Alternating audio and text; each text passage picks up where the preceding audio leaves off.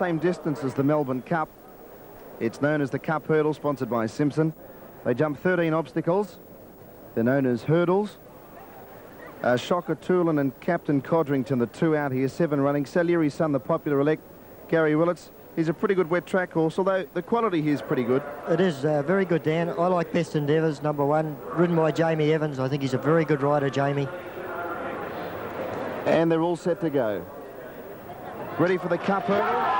And away they go on the first event on Melbourne Cup Day. And one of the first ones out would have been College Master. He often leads in his late races and appears to be doing so today from Salieri's son, Maori Legend. Best Endeavours getting up with the inside as they draw over the first.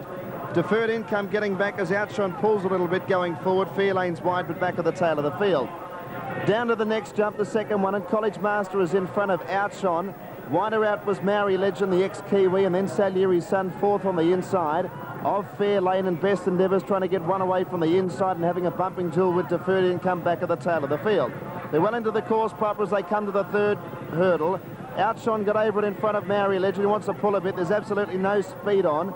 Then College Master third, the inside of Fairlane, Salieri's son, Best Endeavours, and Deferred Income was last of all.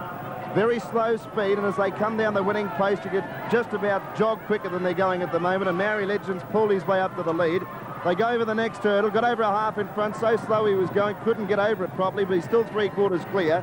Outshone second and Fairlane was third. College Masters fourth on the inside of Salieri's son and Deferred Income, and Best Endeavours was last of all. They go to the back on the heavy track on Melbourne Cup Day in the Simpson Cup Hurdle towards the Maribyrnong side of the track, and the leader Maori Legend leads by a length and a half to Fairlane. Outshone was third the inside, and then Salieri's son fourth. He settled very well. Then College Master fifth from Best Endeavours. It's still raining here at Flemington, and Deferred Income last of all. At the next obstacle, and Maori Legend settling a bit better now, leads a length and a half to Outshone, who's pulled very hard. Out wide was Salieri's son. Fairlane in the middle of the stablemate. College Master hugging the rails. 2 lengths away, Best Endeavours, and on its inside was Deferred Income. There's only 5 lengths between the field of 7 as they go to the halfway point. A half mile to go, 1,600 metres out, and Maori Legend leads by a neck. In second placing was Outshone, but he's pulled very hard during the race, and College Masters had a dream run on the inside. Then Salieri's son fourth, followed by Fairlane, 1.5 to Best Endeavours, and a half to Deferred Income. The tail-enders are only 4 or 5 lengths off the leaders. Field of 7 go to the 1,400 metre point and approach the next hurdle.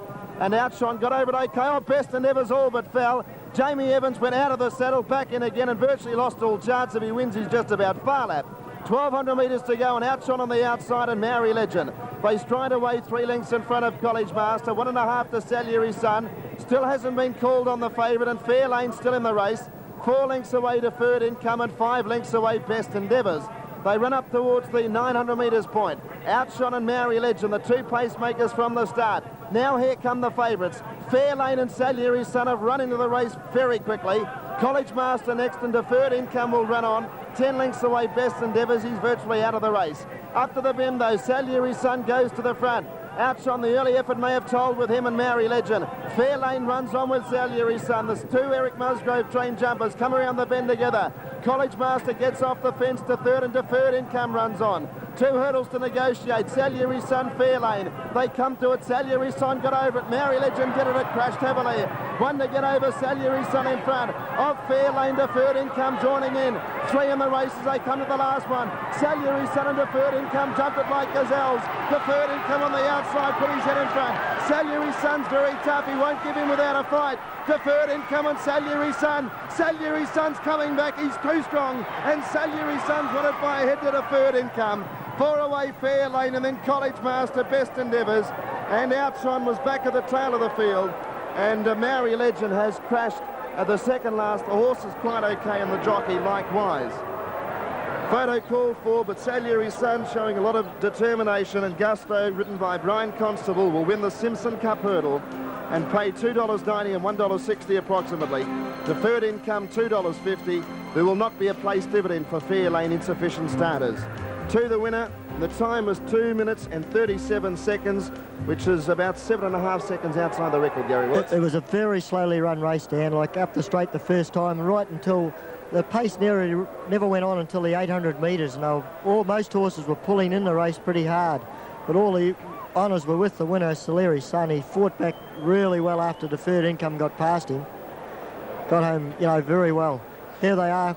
You got Soleri's Son with the on the inside here, outside him, and then you got Deferred Income with the white and red coming at him. Just past here, there's the last fence coming up. Three of them jump it together. Great shot there. They're fighting out very strong. Deferred Income gets his head in front here. I thought he was going to beat Soleri's Son, but watch Soleri's Son on the inside fight back very strongly. It was a strong fight back, because often when they're headed, particularly that close to home in a hurdle, they usually can't go on it. Well, that's right, but he's drawing right away to win by a long neck here.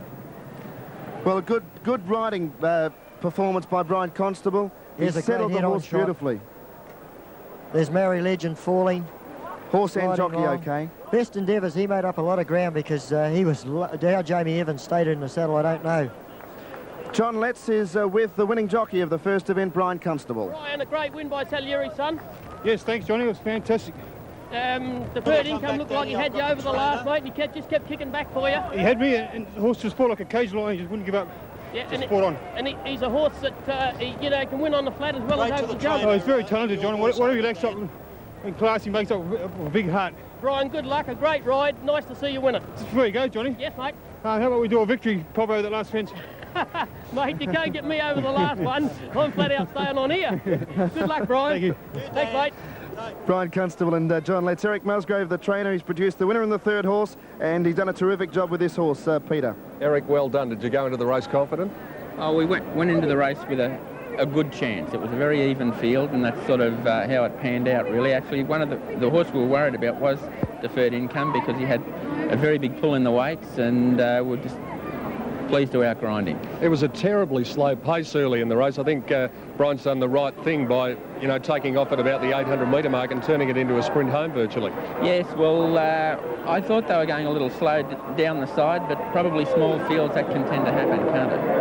And, well, the other horse probably almost got ahead in front of you about 150 metres to go. He's got a lot of courage. Yeah, Soleri's Son, the one, he just dies for the cause. He tries very hard, and in a number of races he's sort of been headed going up the straight, but he just gives his best. He's a very fit racehorse too, because he won over 1,600 metres on the flat at his last day. Yeah, no, he did a great job last start. He surprised us a little bit, actually, because he won over hurdles to start before, and we sort of thought, well, perhaps he wouldn't quite have that sort of dash, but he tried hard and got the money. And one last question, Dr. Turf is one of your owners. What's he like as an owner? Is he always sticking his head in? Unbelievable. Has a lot to say. Good on you, Eric. He's a great owner, that. Congratulations. Thank you. Eric Musgrave, the winning trainer with Soleri's Son in the first event. Now, let's go up to Dan Malicki and we can take a look at what happened throughout the running of the race. Dan, a couple of incidents there. Certainly was. Only a small field of 7, but there was plenty of action and drama. Here's Best Endeavours and Jamie Evans. On his nose. He went right down, and Jamie was virtually out of the saddle, and, well, the horse has lost all chance at that point, particularly with a slow pace. Yeah, well, when that happens, Dan, it just takes all the stuffing out of a horse. The breath goes, they can't get their air back, and you've got to sort of get your horse balanced again, get him back going, and then, because we had Mary Legend going down at the last fence, was a bit unlucky. Yeah, well, the horse, pleased to note the horse and jockey that actually fell on Mary Legend and A. Harrison are quite okay. And Best Endeavours, he might be a little bit sore, and Jamie Evans. Actually, the horse did a good job to run 5th. 2, 4 and 3 are the placings. 8 was 4th, 1 was 5th. The time on the first 3 minutes 37 seconds. First horse 2, B Constable, 65.5.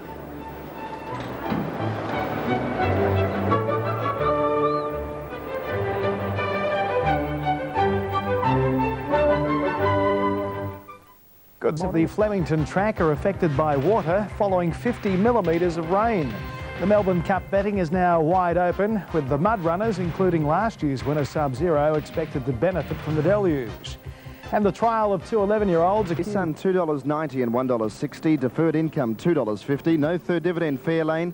Quinella paid $5.50 and Trifecta $50.40. Popular result all round. Yeah, very popular result, and a couple came down in the race, but then again, that's a hurdle race. That's what it's all about. And there is Flemington, bit damp, but that never dampens anyone's enthusiasm here. Presentations are ready.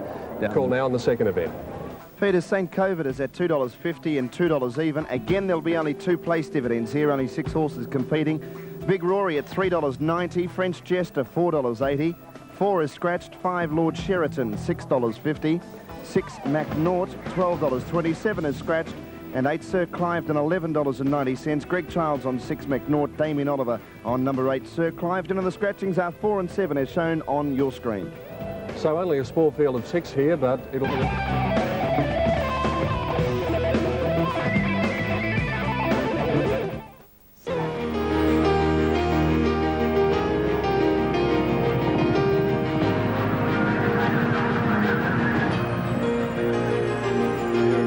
It's all about this day. The wonderful racehorses, beautiful animals that they are. There's the cup that they win, or one of them, this afternoon. What a wonderful day it is. The first Tuesday in November, of course, Melbourne Cup Day here at Flemington. And we hope you're enjoying it with us. I guess all your parties around the country are in full swing. Hope you have a great day wherever you are.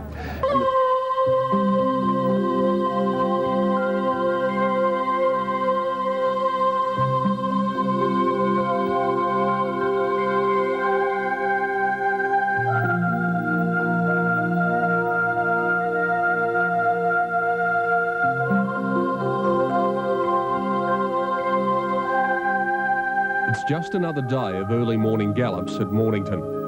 But if you listen closely, you might be able to find someone who stands apart from the rest.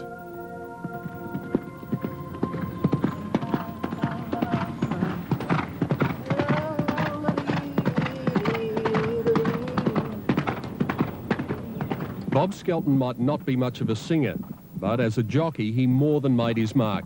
And it was over the longer journeys that RJ had no peer. Bobby Skelton had his last ride fittingly in the Melbourne Cup of 1987. He retired having 20 victories, a record over the old 2 miles or 3,200 metre journey. But there's one day that he won't forget, the first Tuesday in November of 1976.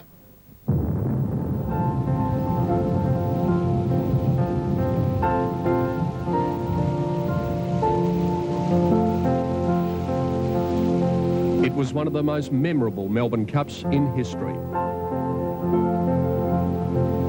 The day itself dawned fine, clear, and hardly a cloud in the sky, and then all of a sudden, the heavens opened and down it came. I was in the jockey's room grinning like a Cheshire cat. I would grin from ear to ear. I was elated, because Van der Hum, of course, was a great mudlark, and he needed rain to win the Cup. From the jockey's room, you can hardly see 100 yards ahead of you. And then my fears were, of course, that they wouldn't be able to hold the race. But then, as quick as it started, it stopped. But the whole track, the whole Flemington track, was just awash. It was just like a raging river. But Van der Hum and Skelton took to Flemington that day almost literally like a duck to water, splashing their way to a famous win. They came back to scale, both of them, exhausted and exhilarated. You feel like a king, you know.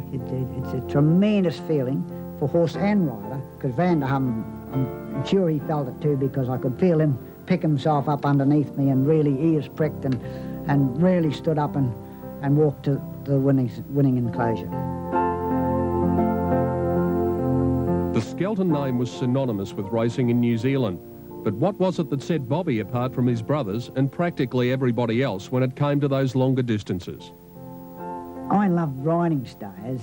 Back in New Zealand, they'd call me Sleepy Bob. They reckon they'd have to wait for the bell lap to set me alight, you know.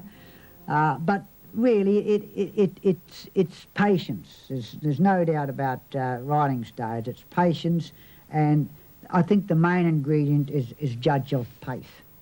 And if patience was a virtue when it came to riding, the same can be said for the way that Bob earns his living now, as a trainer.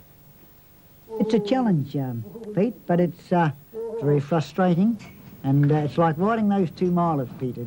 You've got to be patient. And one day, let's hope, I'll put a Melbourne Cup together. You don't need to be a genius to work out that Bobby Skelton's love affair with racing is still as strong as it ever was. There's probably only one thing he might change. If someone came along with a magic wand and gave you the wish, would you get back in the saddle again? You wouldn't have to ask me twice. Love it.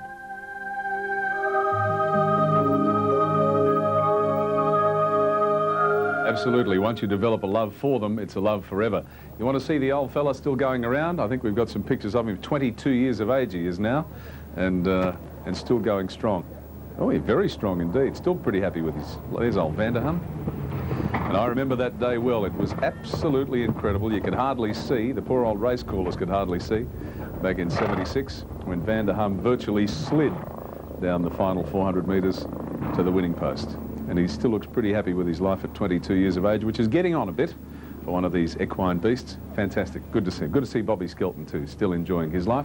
Now, down in the market, we must say hello too to a special group of people watching our telecast in the South Australian outback town through Imparja Television of Tarcoola. Now, the residents of this tiny little railway town are celebrating the centenary of Tarcoola's win in the Melbourne Cup. In 1893, gold was discovered at Tarcoola, and so the town was given the name of the Cup winner.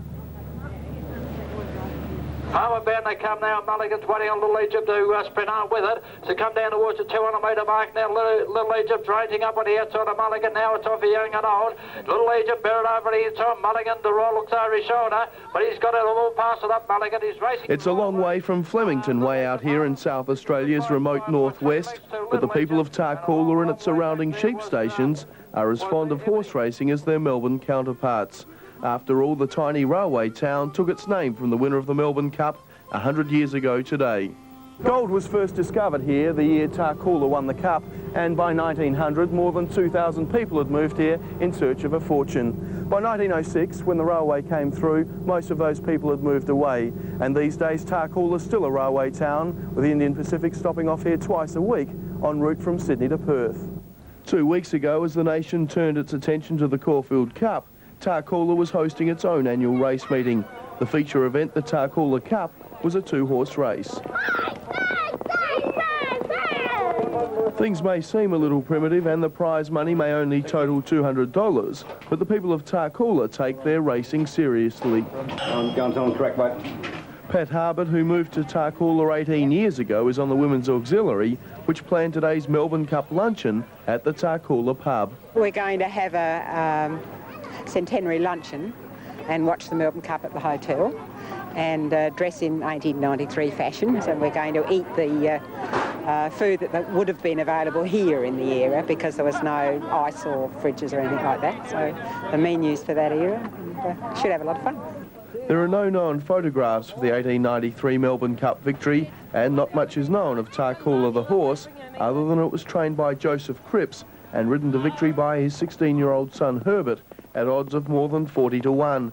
And for those who might be thinking of naming their town after this year's winner, you'd be hoping our Pompeii, Drum Taps or Sub-Zero doesn't take out today's event.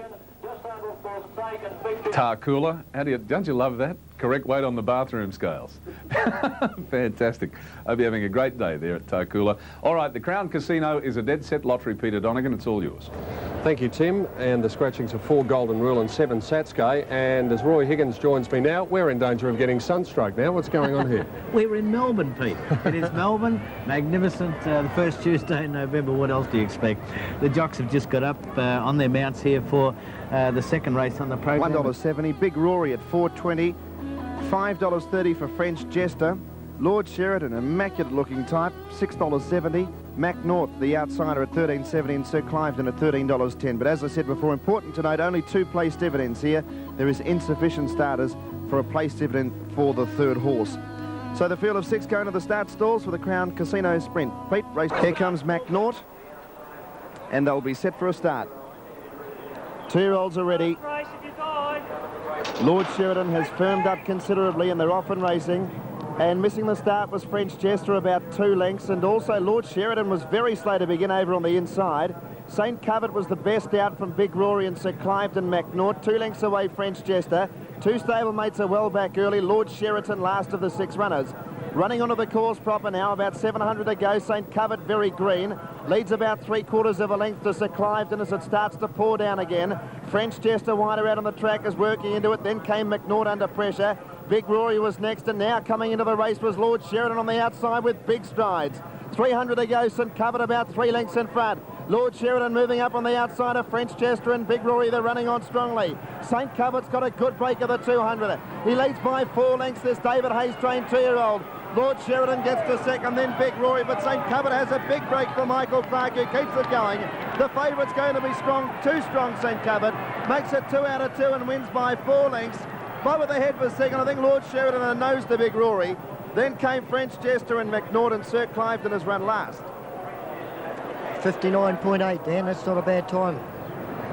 Very green still. Got a lot to learn, but he was quite impressive. And the reason why he started favourite. $2.30 and $1.50 for number 1, St Covert.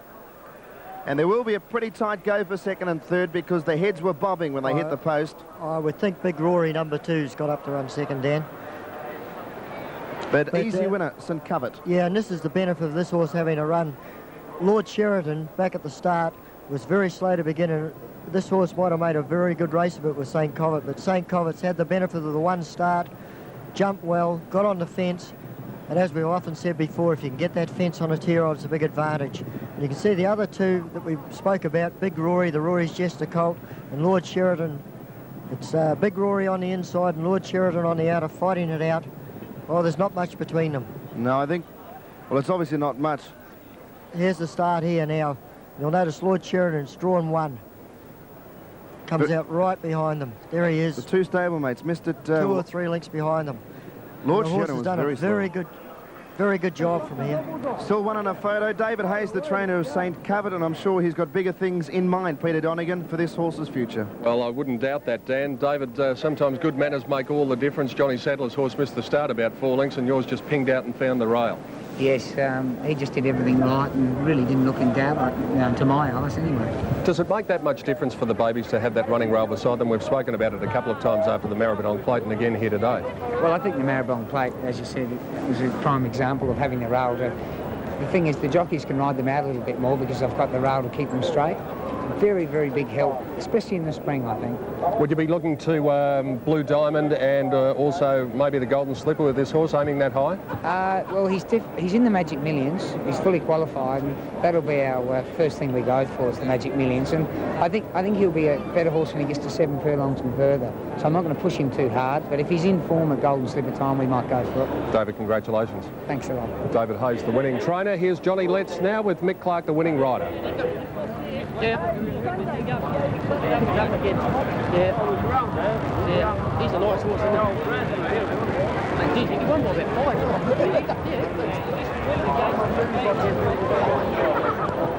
Yeah, mate, I can hear the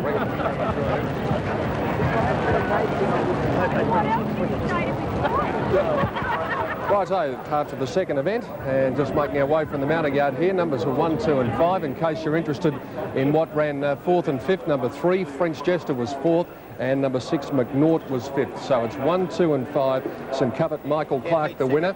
And a dead heat, of course, for second between Big Rory, number 2, and 5, Lord Sheridan, which was a big run after missing the start. So there's Lettsy coming back with Michael Clark after the Crown Casino. Race 2 will take a break and come back with correct weight and all the details on the second event on Melbourne Cup Day.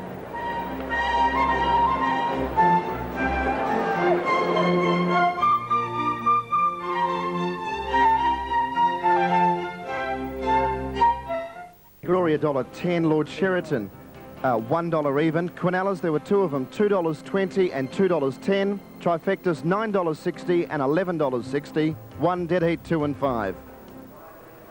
Well, there they are. Lewis Scratch 3, Azawea $5.20 and $1.80. Imaginero $27.40. Poetic King at $3 is the early favourite. Tribute $12.30. Crystal Sword $15.24. Chase at $5.30. Blessed Ascent $34. Helsingborg $12. Elegancy $12.80. 12 is out. 13 Raider in the Dark at $11.90. Number 14 is the Scratching Send Touch. So a field of 10 competing and a $46,000 Vic Health Foundation handicap at 110. Thank you.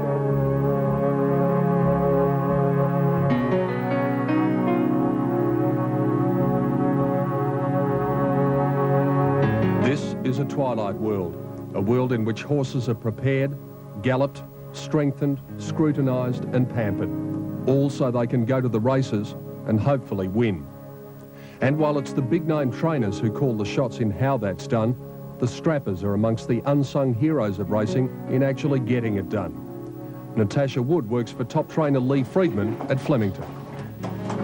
Get up about 3 o'clock in the morning and we reach the stables at about 3:30, 20 to 4.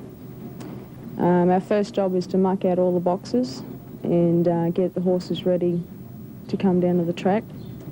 We get down there and we saddle up all the horses, get the jockeys and the track work riders on them and get them out there to work them. We just keep saddling horses and we roll them and hose them when they come in. And whilst the early morning gallops are perhaps the busiest time of the day for the strapper, at their completion it's back to the stables because there's still plenty of work to be done. It's teamwork, you know, you've all got to cooperate, you've all got to be able to work together, and because you can't afford to have any upsets in the stable, especially one with, you know, with the horses like this.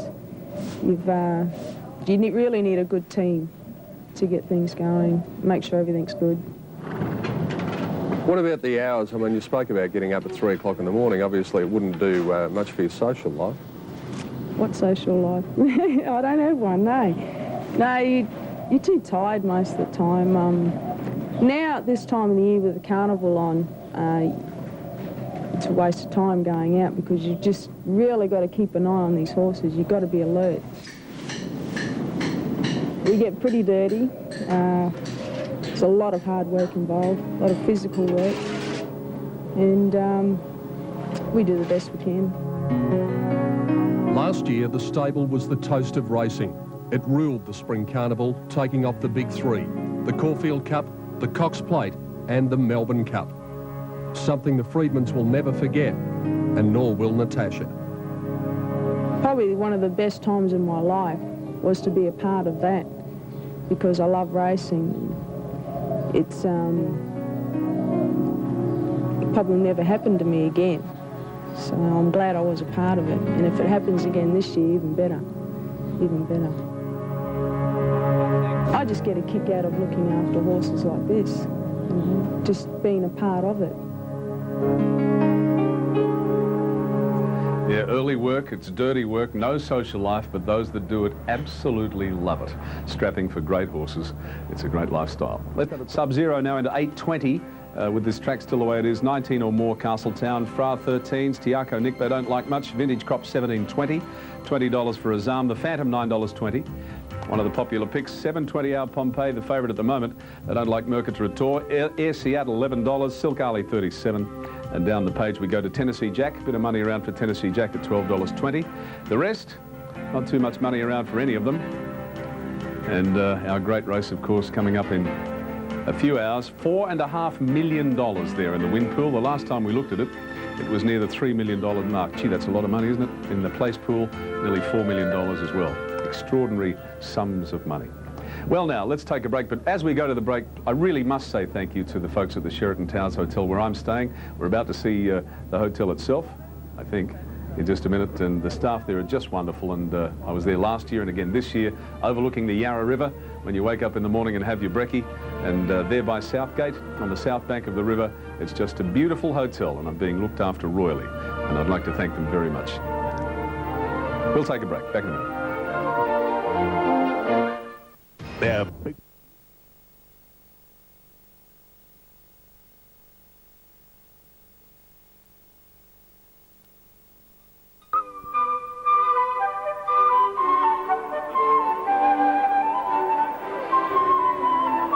Yes, it's a very big, very colourful, very entertaining crowd here. And everyone having just a ball. An absolutely fantastic time. The ladies looking wonderful. As usual, the horses always look wonderful. And there they are coming into the mounting yard for the next. Now we have... Yes, Pete, Azawi at $5 even, the filly. Imaginero 30. Poetic King at $3.20. Tribute at $9. Crystal Sword $15.90. First up today. Four Chase at $4.80. Blessed Ascent $36. Helsingborg $13.60. Elegancy usually goes pretty quick, $13.80.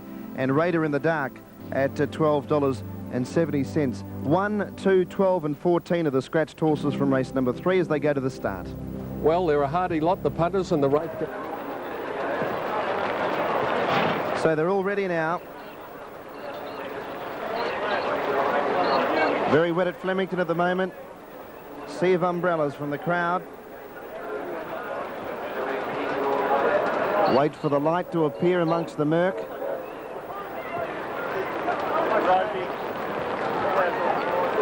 Poetic King is the favourite with Damien Oliver aboard. Light on now. Away they go. 4